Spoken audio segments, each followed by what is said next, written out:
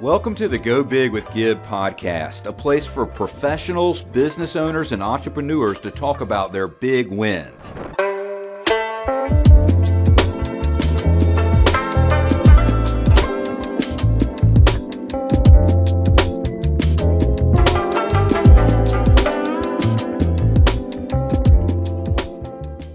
Hey Brent, how are you today?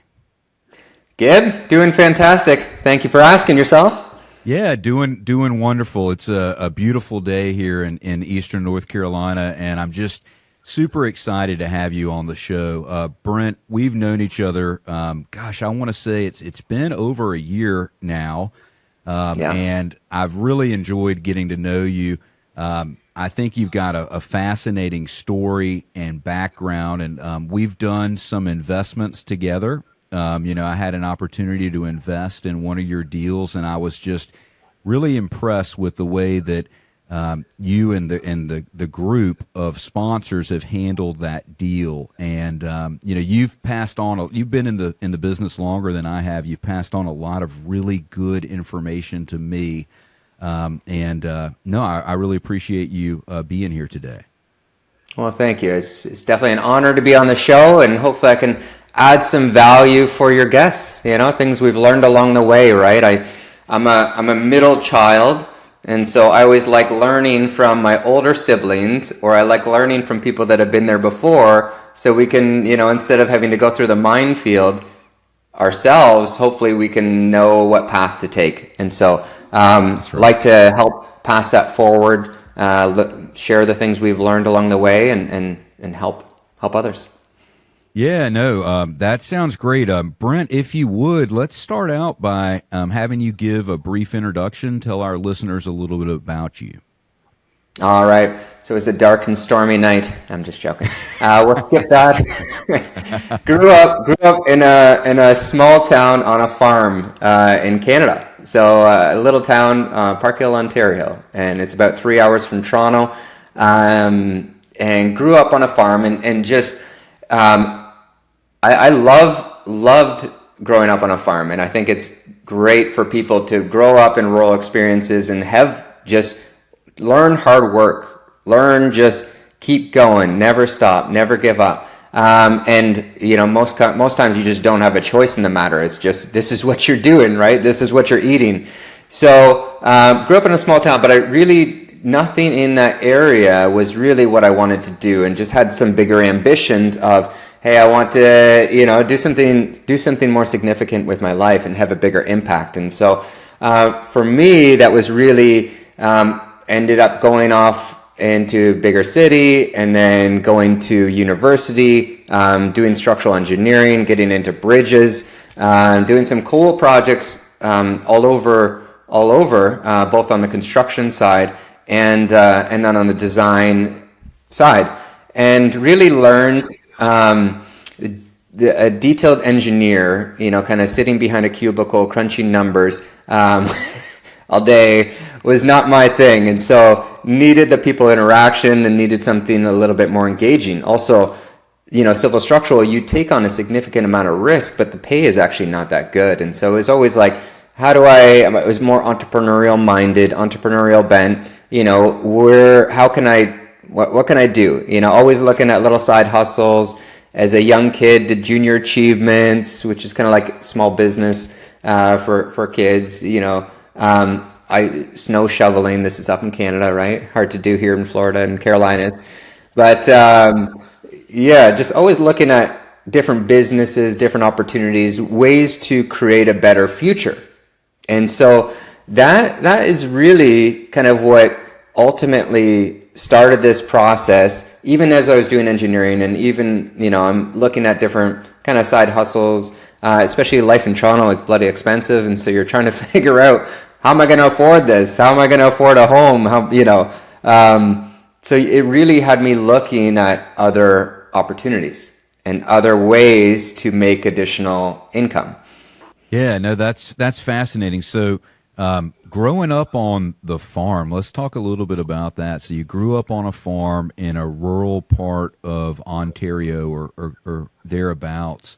Yeah. What kind of work did you do on the farm growing up? Was that something that you were required to do a lot of manual labor, or was that Yeah, part of yeah, and part you know of it? what? And for those listeners that have kids, and I know Gib, you got kids too, and we have kids.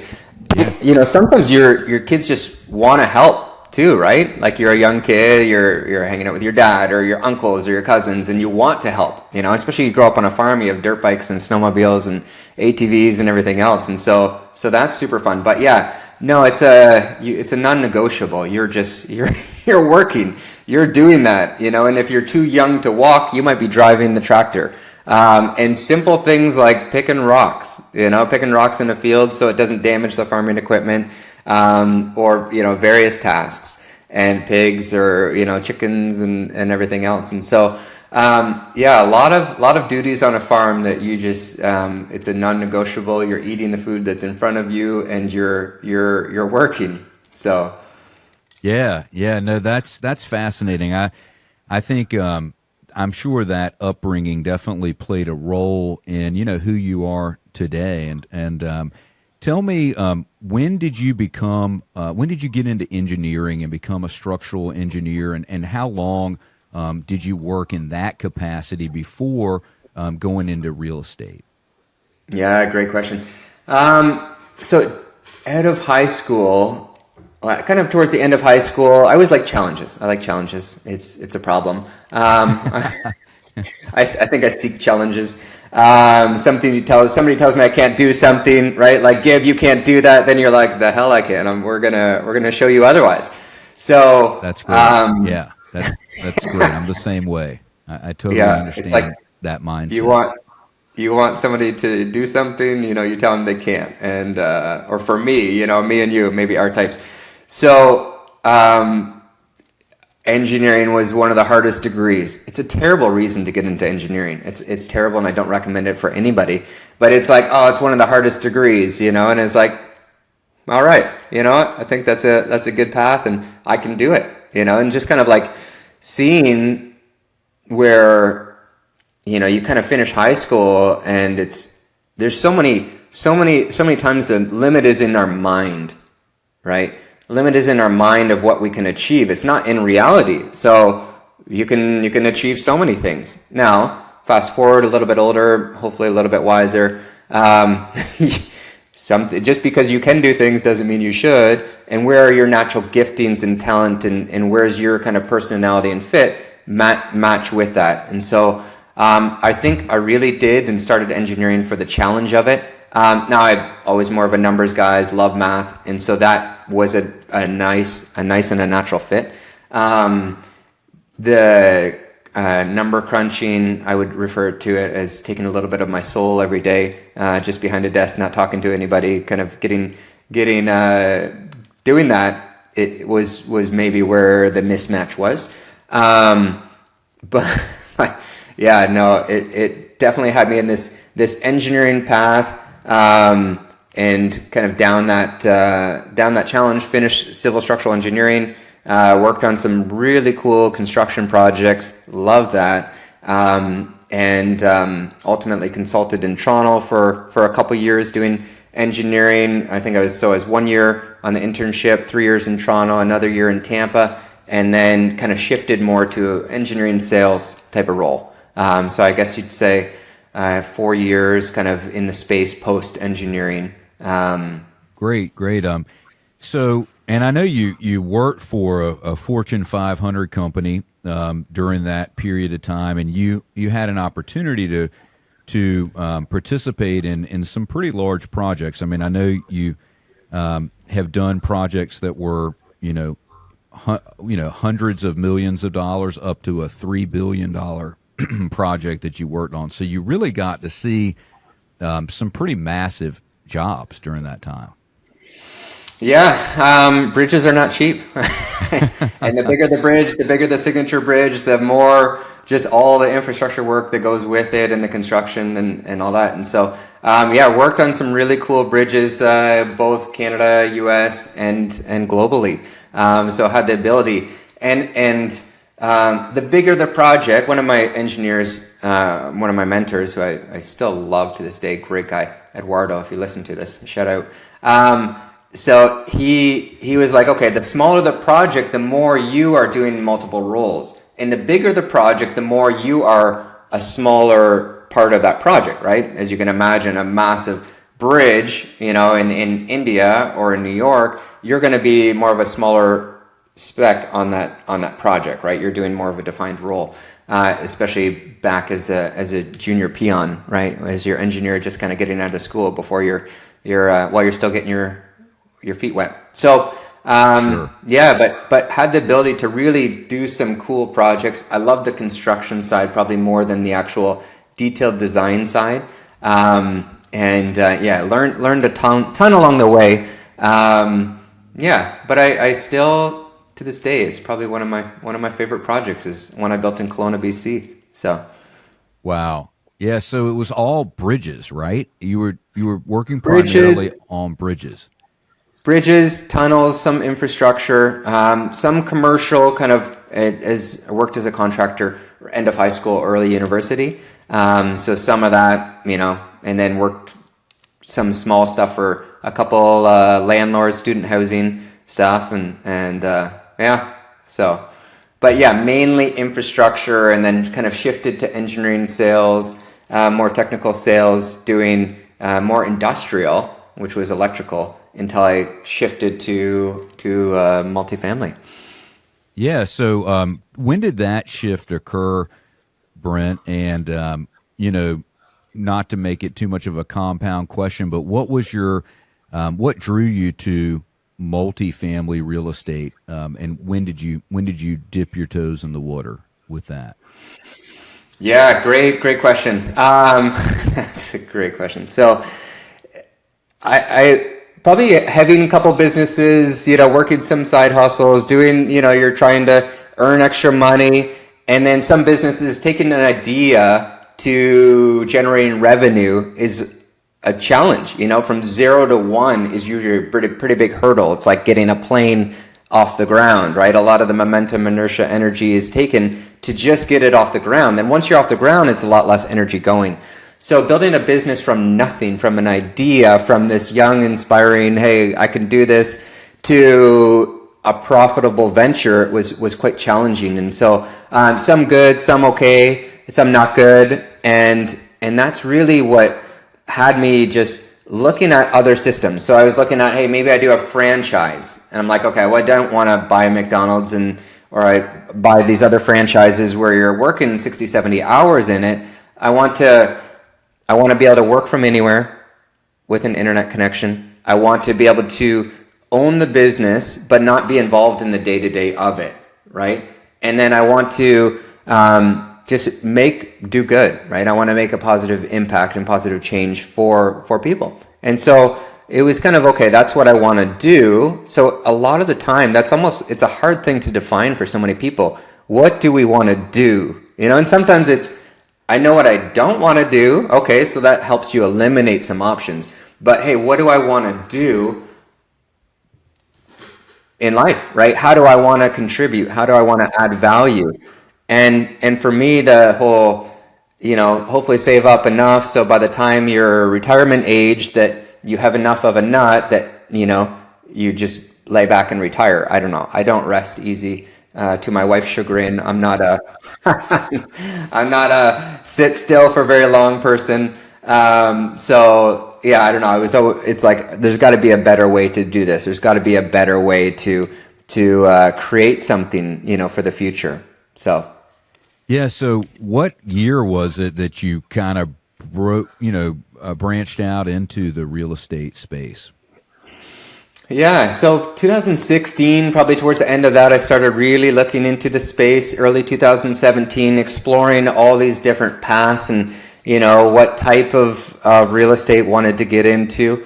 And then July 2017 is really where, okay, multifamily, this seems like a really good sector I want to get into, and starting in the multifamily sector back 2017.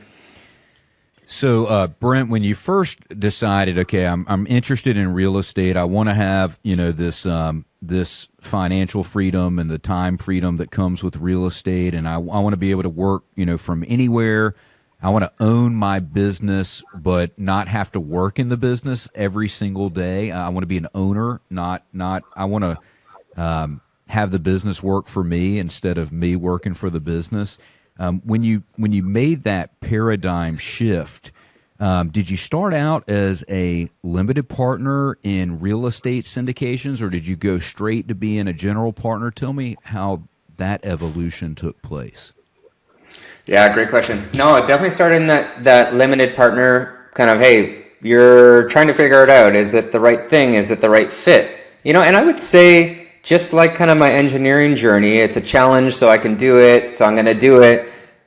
Is it there's a big difference from, hey, okay, I see some experienced sponsors, I'm going to invest with them, right? Which is where I started. And then you're kind of learning the ropes that way, from let's call it the back seat of the car. And to, okay, now you're actually running the operations of it, or you got to go find scout deals, put teams together. Much different arm, right? And so to be able to, hey, I start as a limited partner, and then maybe the next step, hey, you're partnering up with some other people that are experienced, that have done it before, that you can kind of walk with them beside, and kind of join the business, join the operations, is a really nice vantage. So now maybe you go from the back seat to the passenger seat, and just learning along the way, and yeah, that's definitely not a bad path either.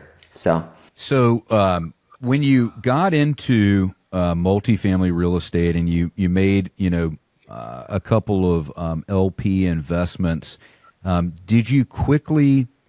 were you able to quickly identify what part of the multifamily real estate business you wanted to really focus on? I know that I am a divorce attorney, and I've dealt with a lot of engineers over the years, and people that have That's very good. Yeah. Look, people that have that kind of background tend to ask a lot of questions. They tend to be very analytical.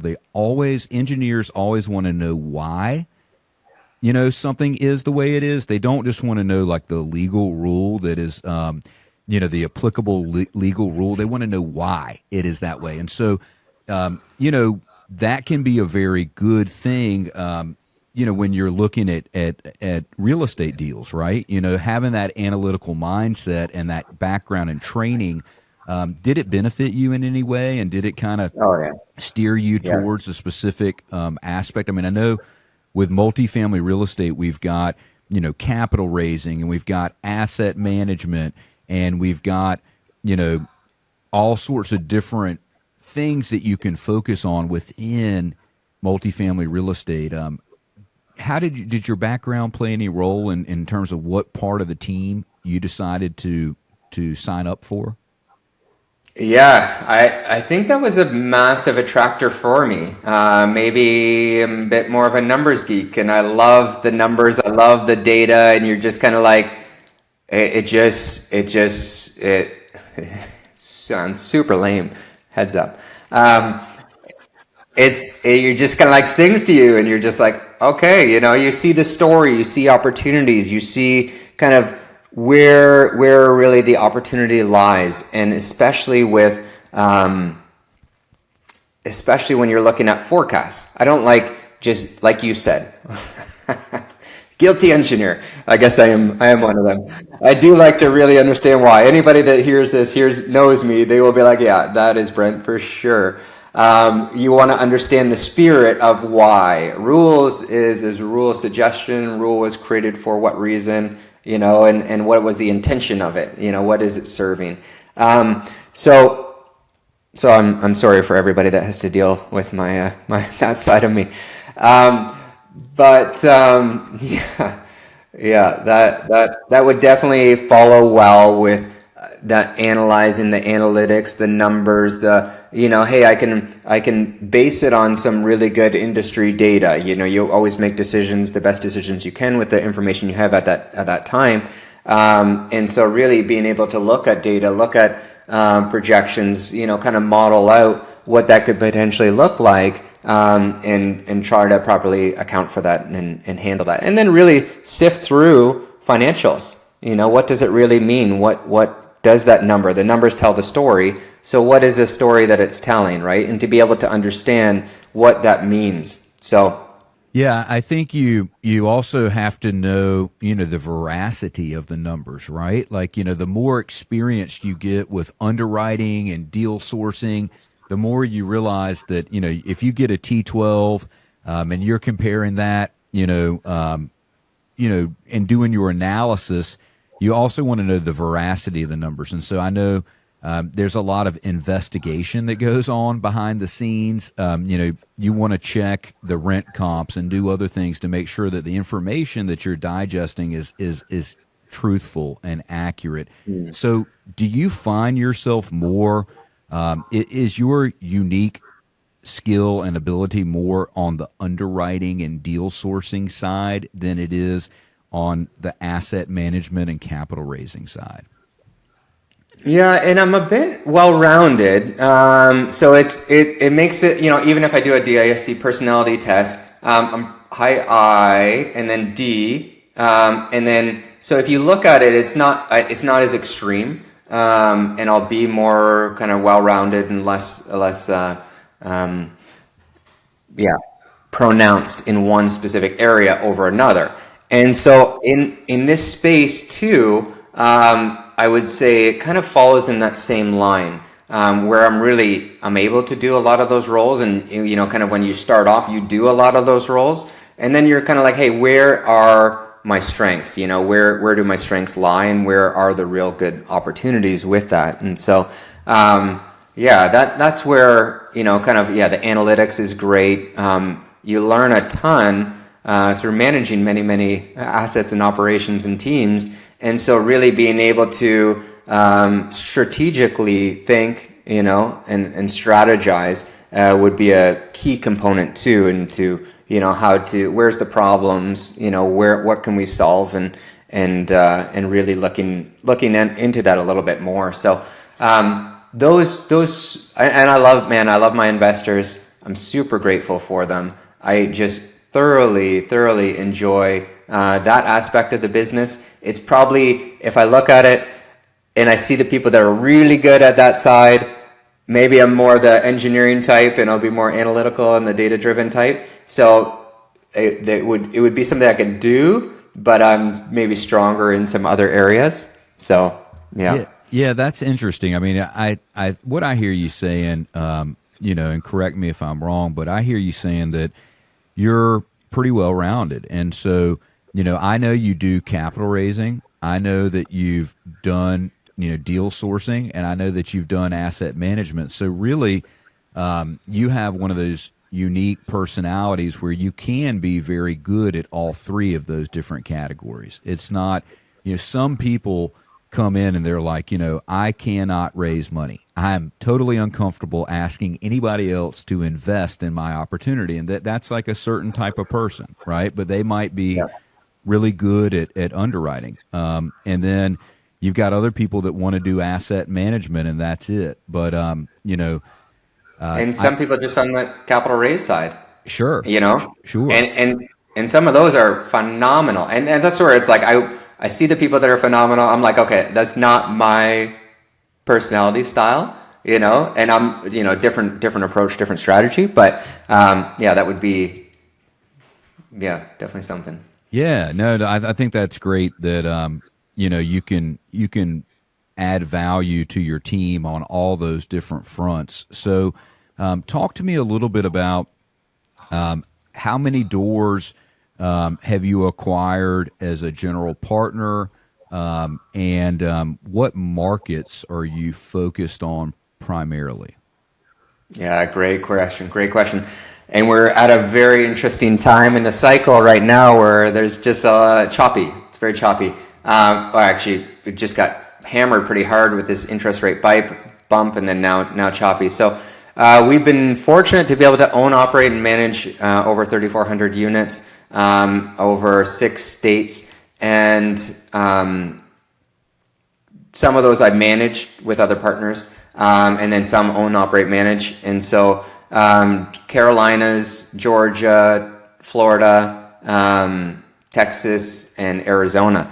And I would say, well, one quick side note just on some of those, surprisingly, right now, there is this massive surge in bad debt and fraudulent IDs. And so a lot of applicants coming into a property, you're seeing a lot of fake IDs. If you go on Facebook right now and you do, fake pay stub, you're going to get a lot of people that will provide those, pay some money. And the surprising thing, the cities, Charlotte, Dallas, and Houston apparently are top 3 in the nation. So wow, that's I was shocked to learn those statistics. So, but yeah, markets we love is really landlord friendly, business friendly, high growth. We look for population growth, job growth. Where is everybody migrating to? Where are people moving to? And so that puts us still loving Florida, loving Texas. Tennessee's a great state. Carolinas is fantastic. I have not personally looked there. Need a good buddy there. Maybe that's where we connect. And Arizona, man, I love Arizona. Low taxes, low insurance. Prices have soared up quite a bit, and I think it's still falling. So at some point, that'll be a great market to get back into. But definitely seeing some great opportunities in those markets. Insurance is a beast right now, and that is definitely a hurdle to overcome. But yeah. So I know you're located down in Florida. I think you told me you live a little bit south of Tampa. Yeah. And based on what you're telling me with your with the properties that you've owned, you've been in several different states, mostly in the Southwest, or mostly in the Southeast, and then of course out in Arizona, the Southwest. But talk to me a little bit about the insurance. Like, what are you seeing in states like Florida with insurance cost right now? Oh my gosh, it's insane. A lot of insurers just pulling out, canceling policies, or just not insuring at all. And so it's put the commercial real estate space, especially older assets. If there's an asset that's 60s, 70s, and you're coastal in Florida, I'm sorry, like you're just in a really rough situation. So nobody forecasted my insurance is going to go up 300 times. You would have maybe forecasted expense growth 3, 4, 5%, which would be pretty standard, but nobody's seeing it's going to spike up like that. So between insurance and taxes, that is punitive. So coastal, the closer you get to the coast, same thing. Up on the Panhandle, I mean, that I think it gets hit with a lot of storms. Anything that's kind of gaining traction and it doesn't go into Fort Myers or go into the mainland, then it just keeps going up the Panhandle, and it does a lot of damage up on that area, that stretch. And so just make sure you're properly protected, have reserves in place, for events that can come up. Otherwise, that can cause you a lot of issues, a lot of problems. One of the properties had a $760,000 deductible. So before anything, like you're coming out of pocket. And so, and those things take a long time to settle. So be really careful. Mobile, Alabama, same thing. Louisiana, Texas, if you're coastal, it's just the further you are away, maybe it's a bit better. And then you go to Arizona, this beautiful state where you got massive population growth, and insurance is so cheap. Like, I think we got a renewal for our insurance that was like $25,000 for a 120 unit property. And they were like feeling bad about that. Meanwhile, you own in other states and you're like, I'm just so delighted. So, it's really location specific. It could, I think the whole tide has risen. It's probably worse now, but, you definitely saw, some really great taxes and insurance in those states. Sure. Has the increase in taxes and insurance in states that are coastal states and coastal markets, within those states, has it risen to such a level that it is that it makes a lot of the deals not pencil, or are you still able to find ways to make those deals work? That's a good question. And if you find out, please let me know. I know some deals that we were looking at, a deal that would have been back in 2017, 18, 500 to 800 a door. Your insurance quotes were 4,000 a unit. And you're Unbelievable. just like, it's crazy. So that is definitely creating a massive challenge for owners that own the deals. And maybe it's citizens that in Florida that they had to go on, which is kind of like your last resort insurance, or just they get a non-renewal. It's definitely a big battle people are facing right now. Is those costs, right? Those unexpected massive costs. So it's now here's calamity, opportunity. Calamity is this storm. Opportunity, hey, anything you're penciling now, you're penciling it with this new insurance, right? With the new debt of today's cost, and it's got to pencil at those numbers. And so that's really what's creating this drop in the market, this drop in, a lot of the costs have risen, man. Bridge debt, your debt used to be 3.5% back in 2021. That debt today, 8, 9, 10%, right? Or it's going to agency. And agency is really depending on the performance of the asset, where bridge debt didn't matter as much, where agency is very, very, very much depends on that. And so you'll get leverage of your loan according to the performance of the property.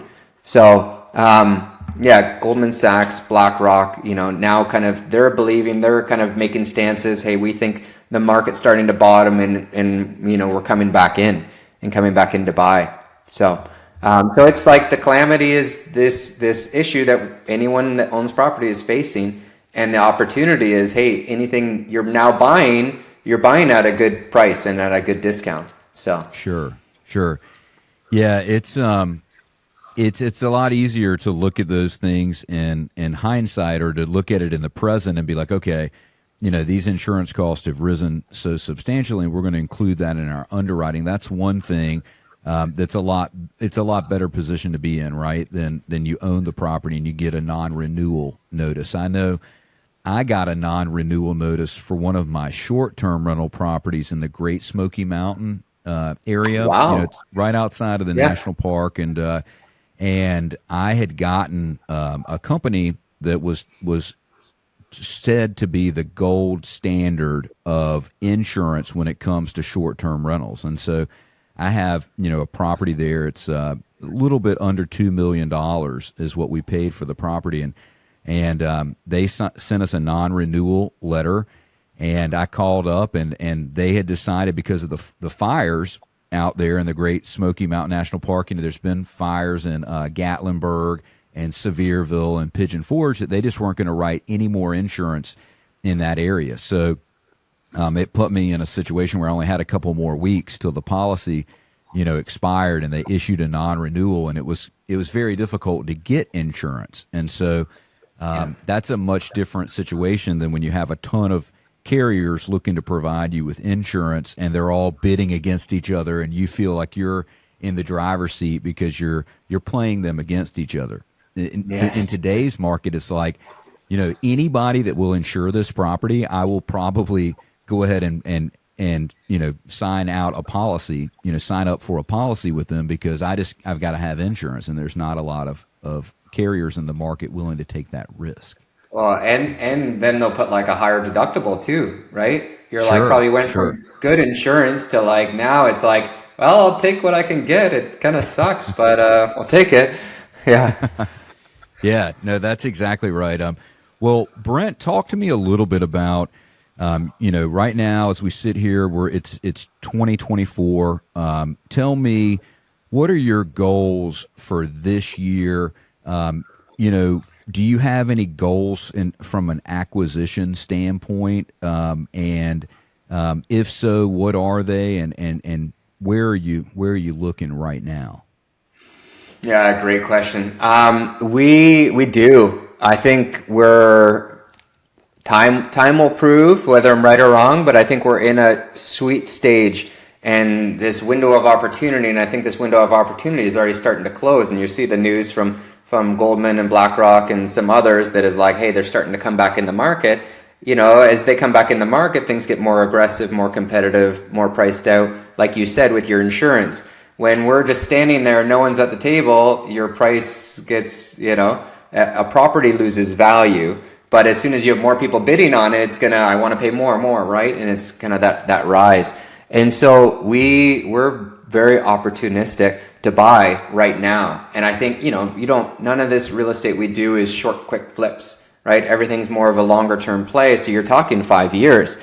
So between, March 2024, don't know the future, but, I think we're going to be a much better trajectory here in the next couple of years. And so, especially as the Fed they talk about cuts and when are they going to cut? We don't know exactly when, how many, but when they start, that is a very good forward curve for property values going back up. And so I think we're in a bit of an apex to find these sweet opportunities, and even we're finding them, right? We're finding the deals that would have been 20-30% cheaper 2.5 years ago, and now we're able to come in and buy them at a great discount. And so it's really, so we're opportunistic, we're eager to buy, and we're looking for those opportunities. We're not going to buy up here. One of the brokers came to me and he's like, hey, it's a 4.6% discount from where it was 2 years ago. And I was like, that's nothing. I'm like, your debt costs are up 2.5 times.